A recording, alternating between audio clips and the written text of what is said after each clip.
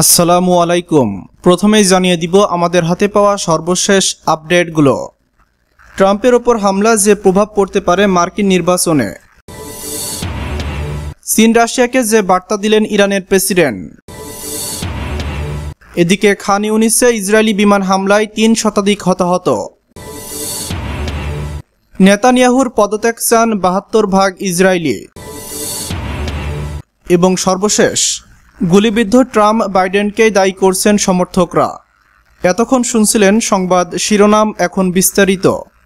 যুক্তরাষ্ট্রের প্রেসিডেন্ট নির্বাচনে রিপাবলিকান প্রার্থী ও সাবেক প্রেসিডেন্ট ডোনাল্ড ট্রাম্পের ওপর হামলার ঘটনা ঘটেছে। এতে ডান কানে গুলিবিদ্ধ হয়েছেন ট্রাম্প। এ হামলার ফলে ট্রাম্পের সমর্থন বৃদ্ধি পেতে পারে বলে বেশ কয়েকজন বিশ্লেষক জানিয়েছেন। রবিবার কাতার ভিত্তিক সংবাদ মাধ্যম আল জাজিরার এক প্রতিবেদনে এমনটি জানিয়েছে। প্রতিবেদনে বলা হয়, সাম্প্রতিক সপ্তাহগুলোতে প্রতিদ্বন্দ্বিতাপূর্ণ রাজ্যগুলোতে বাইডেন ও ট্রাম্পের মধ্যে খুব কম পরিমাণে ব্যবধান দেখা গেছে। তবে এই ঘটনা নভেম্বরের নির্বাচনে একটি পার্থক্য তৈরি করতে পারে। জরিপে দেখা গেছে, গত মাসে বাইডেনের দুর্বল বিতর্কের পারফরম্যান্সে ট্রাম্পও কিছুটা উচ্ছ্বসিত, যদিও ভোটারদের মধ্যে ফলাফল তুলনামূলকভাবে কোনো পরিবর্তন হয়নি। বৃহস্পতিবার প্রকাশিত একটি নিউজ আওয়ার মারিস্ট জরিপে দেখা গেছে, বাইডেন ৫০% জনপ্রিয়তা নিয়ে ট্রাম্পের চেয়ে এগিয়ে আছেন, যেখানে ট্রাম্পের জনপ্রিয়তা ছিল ৪৮%। এদিকে ট্রাম্পের ওপর হামলার পর এখন আর কোনো হুমকি নেই বলে জানিয়েছে পেনসিলভানিয়া রাজ্য পুলিশের শীর্ষ এক কর্মকর্তা। জানা গেছে, পেনসিলভানিয়ার বাটলারে ডোনাল্ড ট্রাম্প এক সমাবেশে বক্তব্য দিচ্ছিলেন। বক্তব্য শুরুর ৫ মিনিট পর গুলির শব্দ শোনা যায়। কয়েক সেকেন্ডের মধ্যেই সিক্রেট সার্ভিস সদস্যরা ট্রাম্পকে ঘিরে ফেলেন। এ সময় তার কানে ও মুখের এক পাশে রক্ত দেখা গেছে। মঞ্চ থেকে নামিয়ে গাড়িতে ওঠানোর সময় তাকে মুষ্টিবদ্ধ হাত আকাশের দিকে তুলতে দেখা গেছে। সিক্রেট সার্ভিস মুখপাত্র বলেন, সাবেক প্রেসিডেন্ট নিরাপদ এবং ঘটনাটি সিক্রেট সার্ভিস তদন্ত করছে। ডোনাল্ড ট্রাম্পের প্রচার দল জানিয়েছে, সাবেক প্রেসিডেন্ট এখন ভালো আছেন। এদিকে চীন রাশিয়াকে যে বার্তা দিলেন ইরানের প্রেসিডেন্ট। এদিকে ইরানের নবনির্বাচিত প্রেসিডেন্ট মাসুদ পেজেশকিয়ান বলেছেন, চাপে ফেলে ইরানকে দিয়ে কিছু করানো যাবে না, যুক্তরাষ্ট্রের এটা বোঝা উচিত। শনিবার এক বিবৃতিতে যুক্তরাষ্ট্রকে এই বার্তা দেন নবনির্বাচিত প্রেসিডেন্ট।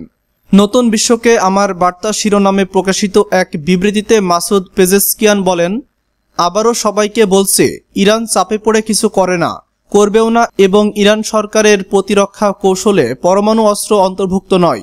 ইরানের প্রেসিডেন্ট বলেন, কঠিন সময়ে চীন রাশিয়া নির্বিচ্ছিন্নভাবে আমাদের পাশে দাঁড়িয়েছে। আমাদের কাছে বন্ধুত্ব খুবই মূল্যবান।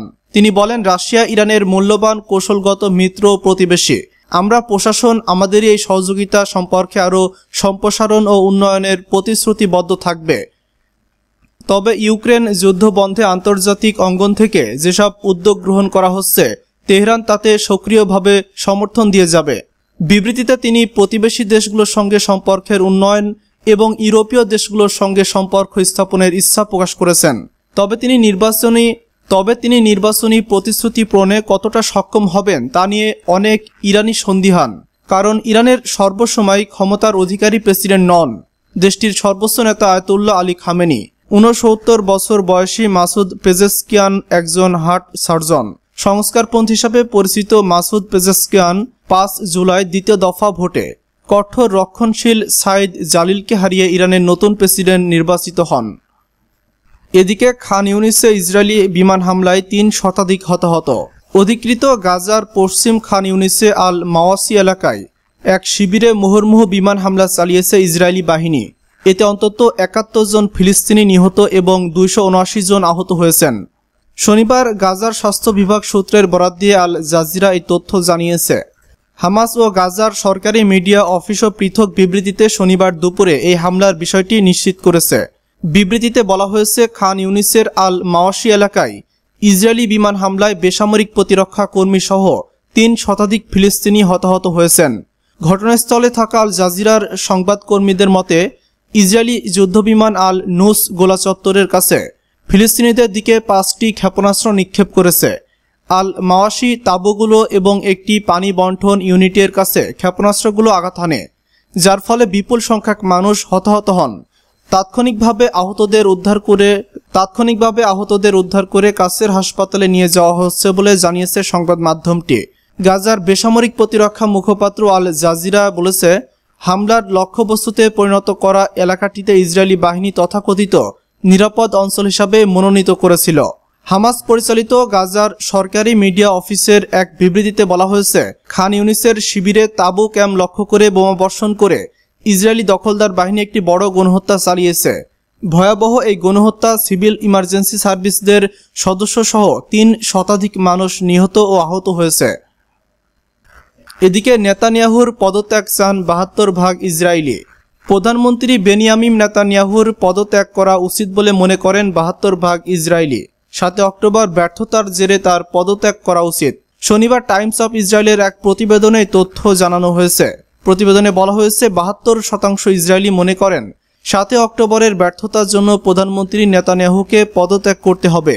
এর মধ্যে ৪৪% মনে করেন নেতানিয়াহুকে অবিলম্বে পদত্যাগ করা দরকার, আর ২৮% মনে করেন যুদ্ধ শেষ হলে তার পদত্যাগ করা উচিত। জরিপে দেখা গেছে যারা নিজেদেরকে সরকারের সমর্থন হিসাবে মনে করেন তাদের মধ্যে ৫০% বিশ্বাস করেন নেতানিয়াহুকে তার মেয়াদ শেষের আগেই পদ ছেড়ে দিতে হবে। ৪২% সমর্থন বলেছেন তার মেয়াদে শেষ পর্যন্ত দেখা উচিত। এবং সর্বশেষ, গুলিবিদ্ধ ট্রাম্প বাইডেনকে দায়ী করছেন সমর্থকরা। নির্বাচনী সমাবেশে গিয়ে সাবেক মার্কিন প্রেসিডেন্ট ও রিপাবলিকান প্রার্থী ডোনাল্ড ট্রাম্পের বন্দুক হামলার শিকার হওয়ার ঘটনায় তার সমর্থকরা দেশটির বর্তমান প্রেসিডেন্ট জো বাইডেনকে দায়ী করছেন। সামাজিক মাধ্যমে এক পোস্টে বাইডেনের বিরুদ্ধে হত্যার উস্কানি দেওয়ার অভিযোগ এনেছেন এক রিপাবলিকান কংগ্রেস সদস্য। সিনেটর জেডি ভান্স বলেছেন, বাইডেনের নির্বাচনী প্রচারণার বক্তব্য সরাসরি এই ঘটনার দিকে নিয়ে গেছে। এই সিনেটর ট্রাম্পের ভাইস প্রেসিডেন্ট প্রার্থী হওয়ার জন্য সংক্ষিপ্ত তালিকায় রয়েছেন বলে ধারণা করা হচ্ছে। অন্যান্য রিপাবলিকান রাজনীতিবিদরা প্রায় একই ধরনের অভিযোগ তুলেছেন। তবে ট্রাম্পের ওপর হামলার ঘটনার নিন্দা জানিয়েছেন প্রেসিডেন্ট জো বাইডেন। তিনি বলেছেন, যুক্তরাষ্ট্রের এই ধরনের সহিংসতার কোনো জায়গা নেই। তিনি আরও জানিয়েছেন, ফেডারেল এজেন্সিগুলো এই হামলার ঘটনার তদন্ত করছে। তিনি বলেন, পেনসিলভানিয়ায় ঘটে যাওয়া সহিংসতার ঘটনায় সবারই নিন্দা জানানো উচিত। আমরা কেউ এই ধরনের ঘটনা ঘটতে দিতে পারি না। আমরা এমন হতে পারি না। আমরা এই ধরনের ঘটনায় ক্ষমা করতে পারি না। হোয়াইট হাউসের এক কর্মকর্তা জানিয়েছেন, হামলার ঘটনার পর ডোনাল্ড ট্রাম্পের সঙ্গে কথা বলেছেন প্রেসিডেন্ট জো বাইডেন।